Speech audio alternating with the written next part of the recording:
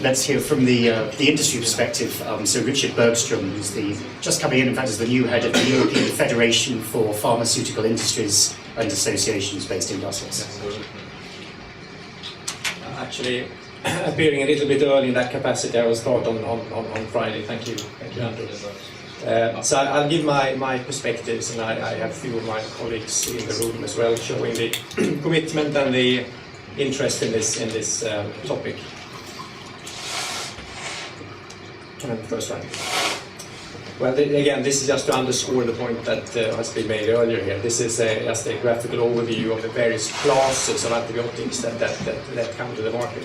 What's interesting when we look at antibiotics compared with other types of medicines is that there's not only a need for a new mechanism of action per se, the mechanism of action itself is helpful in the debate on depression or antihypertensives or other types of medicines. Of course, we have to show something more than just a new mechanism of action. We have to show that it adds value. Here in this case, that it works differently is value in itself. You don't necessarily have to show that it's better than something else, just that it works differently. Similar efficacy should be okay. And what you also need is to have within all these boxes, you need not one, you need many that have slight variances in them. That's something we don't typically reward for other medicines.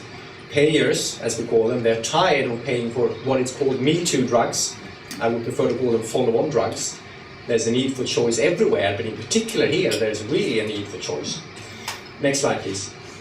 So, to me, there are two or maybe three problems here. I'll start with the third one, which I already alluded to, which is not so much of a system problem when it doesn't necessarily require legislation, but it's an attitude, mentality, understanding problem, where regulators and payers, which are either governments or public institutions, they're not aligned with these needs. So that's what we face, is that we face regulators and pricing reimbursement agencies that don't see the same picture. They say, we have antibiotics that cost 1 cent per day, why should we pay 10 euros? And they have not, many of them have not been enlightened, and they don't see these needs. So I put a bracket around those, because these are things that are probably easier to arrange by us talking to people. The first two are much more difficult. The scientific challenges and the current business model, which is not working for this particular area. So this is a slide that I borrowed from David Payne, who's head of research for this area in GlaxoSmithKline. One of the companies that are committed to research in antibiotics still. Pfizer is another one, AstraZeneca, J&J, Lilly, a few others are still carrying out research, but it's absolutely not to the extent that we would wish to see. Now, what I want to show with this slide is a bit complicated, but I'll take you through it. This is the, actually, if you click one more, because there's a, it should be like this, exactly. And then one more, because they're all, no, back. We'll take the one where you have, that's front, that's good. This is aiming to show the success rate at each step. If you're familiar with drug development, and which is similar for antibiotics as for all other medicines, that you start with discovery work in the laboratories, you do animal research because you have to, and then you do clinical trials in various stages, and finally you have your confirmatory trials in what we call phase 3, and then you go to the regulators to get the approval. And what various academic groups do all the time is to track the success rates, and investors do this regularly, of course. They look at when you look at different companies' successes. And what this shows is the rate of success, probability of success at each of these steps. And the bottom line here in this table is the industry average. And this is taken from published data. So we have 2 centers in the world, one at Tufts University in the US and one in London at CMR, that collect all this data. And then there's data coming from the companies that do research in antibiotics on the first line. And what you see here is that the success rate in the various stages, the HTS to lead, the first on the y-axis here, is high throughput screening to lead. So that's the laboratory work that you do. But each step here you see that basically everywhere there is a better success rate on average in the industry. And what's striking here is the last box, which is the regulatory approval success rate. Where the general success rate for medicines in general is 91%, whereas for antibiotics it's 25%. Actually, that's based on a very small sample size of 4 in this time period, of which 1 got an approval. So that tells you something about the misalignment. So why is this so difficult? Well, these bugs are built to survive. But furthermore, what we find is that our traditional libraries that we have, compound libraries, because you're looking at, you want to have small molecules you can give easily. You want to give it as a tablet and maybe once a day or for a short course and so on. So the libraries that we have are built very much on mammalian targets, so man or research animals that we use, not for bacteria. So there is a serious lack of compounds to look at. And it's so probably that the chemistry that's involved here is different. So we probably, only both public investors and the industry need to reopen some of these chemistry labs that we closed down years ago because we thought we had enough of molecules. Next slide, please. Let me turn to the current thinking in the industry, which of course has come from an extensive consultation and dialogue with stakeholders, not the least React taking the moral lead on this. Is that we clearly see on research that we need new collaborative models. And there is a lot happening here. We have the IMI initiative between my association and the European Commission, huge undertaking of 1 billion euros from each side in collaborative research, in pre-competitive research. Now when this started, antibiotics was not really high on the agenda, so we need to have a discussion about how we can either fit it into current IMI or even for an IMI 2, possibly discuss how we particularly can look at antibiotics.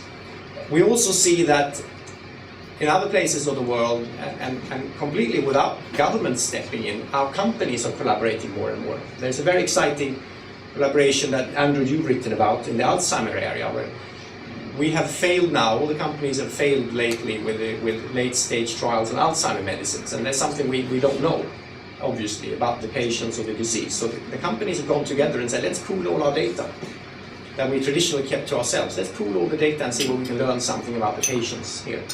And that's being harbored in Arizona at the university, where there's a center for the Critical Path Institute. And there's a lot of examples from the area of tropical diseases, other neglected diseases, where there are research collaborations that are new. There is a very interesting dialogue going on about open innovation, companies sharing much more of early research data in general. Now, turning to the business model, it's obviously so that for a product that should not be used, it won't generate any income. And it's probably so that some of those molecules that we have today in our pipelines, they will generate maybe even enough money as it is today, if prices are high and the need is there. But those are only a handful. It's probably so that some of these molecules that we may be thinking about would benefit from, let's say, a patent extension. Maybe that would work for some. But our view is that that's not enough. It's not going to be enough to get the broad type of research, and particularly if you want our industry to develop whole classes of medicines, new medicines that we actually would not use at all, theoretically, for some time before they're released. Then we need something else. And even if theoretically you were given some very high price and very long patent term maybe in the distant future, that's not worth anything today, because I can't convince my investors, which are today very much as much outside the industry as inside. Risk capitalists, our pension funds are investing in our industry, and they do the numbers, and it simply doesn't add up. There's no money to make on this. So to me, this has been obvious for some time, and therefore what you need to look at are different types of incentives here, and a combination of intelligent push incentives, research funding up front. We know that that's difficult. Picking the winners is not easy. It's easy for basic research, but for picking products that should make it to the market, much more difficult. We don't have a high success rate in government-funded drug development overall. So we need to think that through. The pull mechanisms, which is something that you pay afterwards, there are examples with advanced purchase commitments, prices, so the number of different options that we are looking at. And EFPIA is about to finalize a discussion paper on this that will be released shortly for further debate on this. And as Otto pointed out earlier, and it follows from what I'm saying, is that you somehow, to an extent, maybe not for everything, but to an extent, you need to de-link revenues from selling products. Which takes me to the final point I want to make, and that is that even when you are selling, you don't want people to sell too much. So the fundamental incentive for generating money, selling, we need to take away from this type of medicines. So you need a different logic behind this, and maybe that's what we call it. Maybe it's not so much of a business model, it's a business logic that needs to change, and then the model will follow from that. And what we are looking at now is maybe some kind of global agreement, some global compact that our companies could sign up to, which would address usage, pricing, and access. And can I have the last slide, where I just share some of the thoughts with you on this, that possibly you could look at, if you're going to align the incentives, so there will be incentives, maybe there will be a specific regulatory pathway, maybe there will be a specific path for HTA, as we call it, pricing reimbursement. So then you need some kind of designation, maybe based on some priority list agreed somewhere. From that would follow that those medicines will be looked after in the marketplace in a whole different way. From that would also follow a discussion on equitable access and affordable pricing, which is something that works very well today, I must say, in the HIV field. We got off on a bad start, I could say, in my industry, but we have, I think today, I'm proud of the schemes that we run today where HIV medicines are available. The issues are others. The issue is the delivery, it's compliance, it's patient care in general. So we can learn from that when we look at antibiotics. And of course, once these products are out there, they need to be controlled. And this is so easy to say. It's easy for us to say, of course, you know, the Pfizers and the GSKs, they will commit to this. But the reality is that the patients that need the medicines, they are not only in Sweden or the US or in Belgium, where you maybe can control this, but they are in India, Brazil and China. And they're out there in the hospitals. And you can't wait for a shipment from New York or London to get the medicine. That will be controlling it. No, you need it out there in the system. So how do you build a system that would actually only release these products when they're absolutely needed? I mean, in India, the concept of prescriptions doesn't exist. Prescription is a piece of paper with the name of the product. You remember what it's called when you go to the pharmacist. So, I mean, so the tools that we could envision here in Europe and North America with risk management schemes that we have for new medicines, that's easy. That's not here. Problem is not here. Problem is elsewhere. And this is what we need to analyze. And I know that there is a conference with WHO and others involved coming up in the fall where this will be discussed in more detail. So I hope that with this short presentation I've given you an idea of our commitment to this, our ideas where we should be going, but we're far from there with all the answers. There are lots of question marks here, both on the incentive side and the control use side, that I look forward to discussing with everyone starting today.